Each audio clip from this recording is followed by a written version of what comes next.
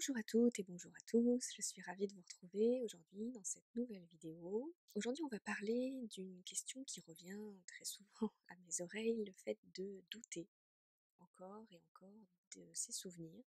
Et donc cette fameuse question de comment faire pour être sûr à 100% que l'on a bien vécu des violences sexuelles dans l'enfance, bien vécu un inceste ou bien vécu dans un climat incestuel. Et avant toute chose, il faut comprendre que derrière cette question se cache bien évidemment la présence de la mémoire traumatique. Et donc, comme si cela ne suffisait pas d'expérimenter le retour de cette mémoire traumatique, il faut aussi supporter l'épreuve du doute, de l'hésitation, de la confusion et de la remise en question perpétuelle.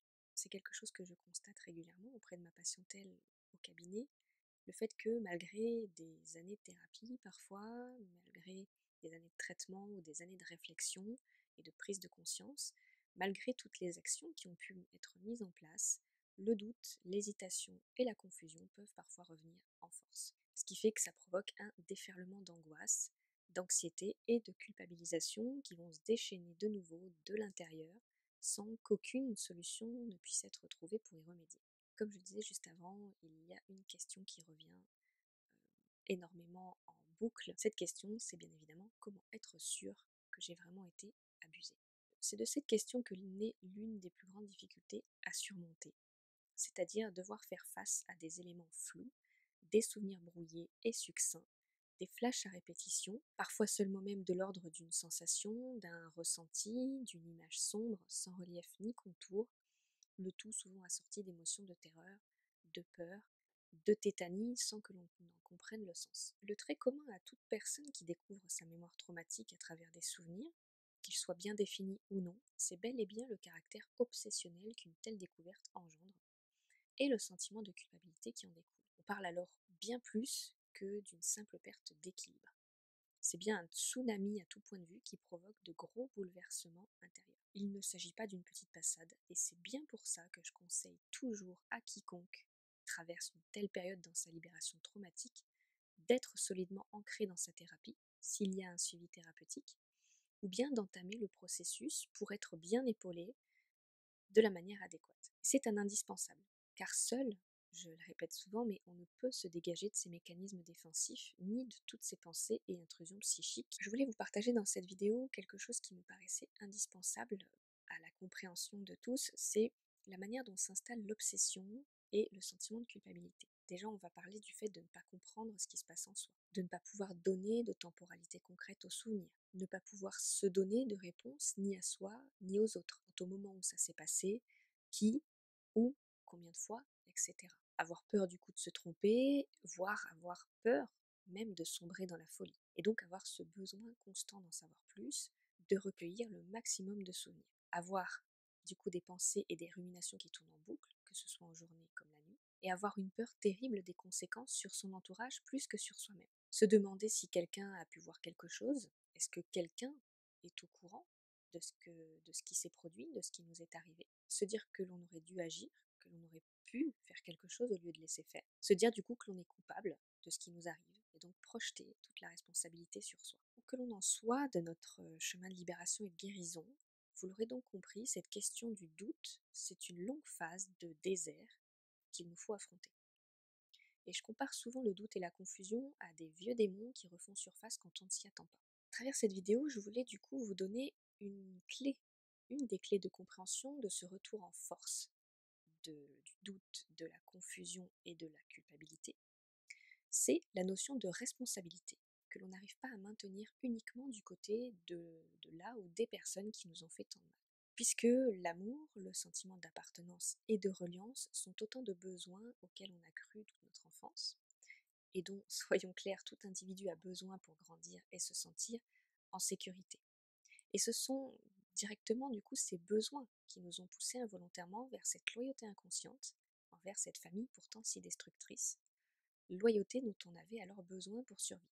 Comprenez que c'est donc la remise en cause permanente de votre parole, de votre vécu et de votre vérité qui maintient cette loyauté. Pour vous donner une image, c'est comme si vous teniez le bout d'un élastique de votre côté et que l'autre bout était tenu par cette personne ou ces personnes qui vous ont blessé, qui vous ont fait souffrir, qui vous ont agressé, voire violenté. Cet élastique, il est donc extrêmement tendu, puisque inconsciemment, par loyauté et par besoin de reliance, à chaque fois que vous vous remettez en question, ou à chaque fois qu'une personne en face vous remet en question, c'est comme si vous tiriez sur l'élastique, de part et d'autre.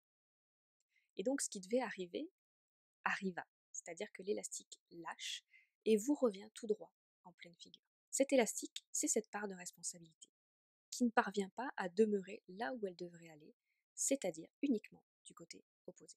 Ce que je constate majoritairement auprès des personnes que j'accompagne et qui font face à des difficultés liées justement à cette part de responsabilité, c'est justement qu'elles ne parviennent pas à lâcher leur côté car elles craignent inconsciemment le regard des autres, ou elles craignent de passer pour ce qu'elles ne sont pas, elles craignent d'être accusées de méchanceté, de vengeance ou de rancœur. Pour contrer toutes ces peurs, pour y faire face, elles maintiennent au fond d'elles cette conviction qu'elles ont aussi leur part de responsabilité dans les violences qu'elles ont subies. Et c'est toute cette part de responsabilité que l'on aborde alors durant la thérapie pour venir remettre de l'ordre dans ce chaos intérieur. Mon message aujourd'hui, il est très simple et très clair. Je veux que vous compreniez que ces vieux démons, rien ni personne ne pourra les retirer définitivement. Quoi que vous fassiez, ils seront toujours présents dans votre univers. Par contre, l'action la plus efficace pour vivre en harmonie avec eux, c'est de ne plus chercher à les gérer, mais bien de les apprivoiser. Et c'est exactement ce que l'on travaille en thérapie, lorsque la mémoire traumatique se révèle ou quand les résistances reprennent le dessus. On travaille sur cet objectif de ne plus être dans une forme de croisade contre soi-même, mais bel et bien d'être dans l'activation de notre pleine vérité et surtout dans le maintien de cette pleine vérité qui est si importante et si capitale. Je voulais finir cette vidéo en vous amenant aussi cette prise de conscience du fait que ce qui relie finalement aussi toutes les personnes que je reçois en consultation et qui ont connu l'inceste ou l'incestuel et les violences sexuelles, c'est surtout cette envie irrépressible d'être enfin en paix avec elle-même, enfin en harmonie avec à la fois ces vieux démons, cette part d'ombre, mais aussi toute cette part de lumière qui n'arrive pas à s'exprimer. Toutes ces personnes que je peux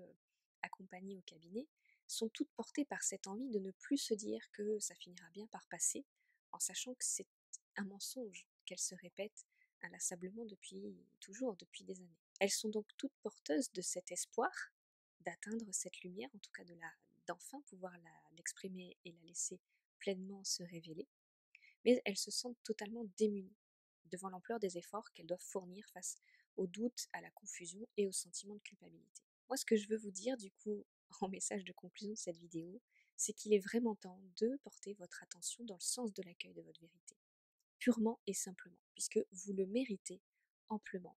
Et que oui, cette part d'ombre, oui, ces vieux démons, comme je vous l'ai dit, ils seront toujours présents. Néanmoins, vous n'aurez plus à être en lutte contre eux. Lorsque le processus thérapeutique est bien amorcé et que ces parts d'ombre sont entendues de la même manière que ces parts de lumière, l'harmonie est atteinte. Et cet état d'harmonie intérieure et d'équilibre et de paix intérieure est tout à fait possible. Il est tout à fait possible d'atteindre cette harmonie. Si vous souhaitez aller dans le sens de cette harmonie, si vous souhaitez aller dans le sens de l'écoute et de l'accueil, à la fois de vos vieux démons, mais aussi de toute cette part de lumière qui sommeille en vous depuis toujours et qui n'attend qu'une chose, de pouvoir être elle aussi écoutée, que vous avez besoin d'être accompagnée dans ce sens-là de manière thérapeutique, je vous mets comme d'habitude tous les moyens de me contacter juste en dessous de la vidéo et dans la barre de description. Et puis vous pouvez également me retrouver sur mon blog à travers tous les articles que je publie régulièrement sur les thèmes de l'inceste, de l'incestuel et des violences sexuelles. Et comme d'habitude également, vous pouvez me retrouver sur les réseaux sociaux, sur Instagram et Facebook notamment, sur mon compte C'est Kitapsy. Il me reste à vous dire à bientôt, ici ou ailleurs.